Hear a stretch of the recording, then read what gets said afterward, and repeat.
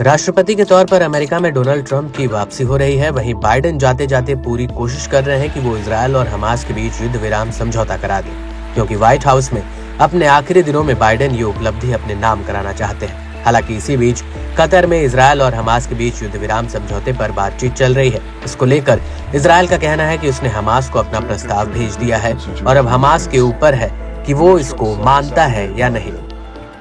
इस सब के बीच ऐसा लग रहा है कि इजरायली फौज जल्द ही गाजा खाली कर सकती है।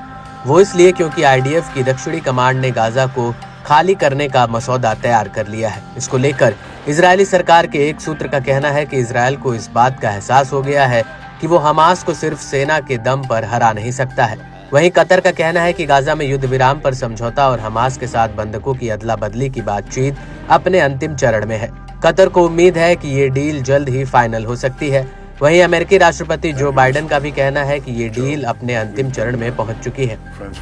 दूसरी तरफ इजरायली न्यूज एजेंसी कान के सैन्य रिपोर्टर इटैली ब्लूमेंटल ने एक सुरक्षा सूत्र के हवाले से कहा कि इजरायली सेना रफा क्रॉसिंग के साथ साथ नेत्जरिम एक्सिस और फिलाडेल्फी कॉरिडोर से निकलने की तैयारी कर रही है। न्यूज एजेंसी का कहना है कि जैसे ही इजरायली बंधकों की रिहाई होगी वैसे ही आईडीएफ इन इलाकों को खाली कर देगी।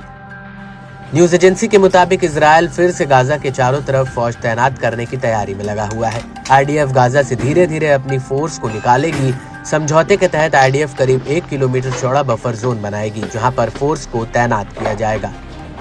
कान न्यूज का कहना है कि इजरायली सेना के गाजा से निकलने को लेकर मिस्र, अमेरिका और इजरायल की सुरक्षा अधिकारियों के बीच एक मीटिंग हुई थी, जिसमें आईडीएफ की गाजा से वापसी का खाका पेश किया गया था। वहीं इस सब के बीच गौर करने वाली बात यह है कि पिछले 15 महीनों के युद्ध के बावजूद हमास की ताकत कम नहीं हुई है। इजरायली मीडिया का कहना है कि युद्ध के दौरान हमास ने उतने ही लड़ाके फिर से भर्ती कर लिए जितने उसने युद्ध में खोए थे। ये जानकारी इजरायली मीडिया ने दी है।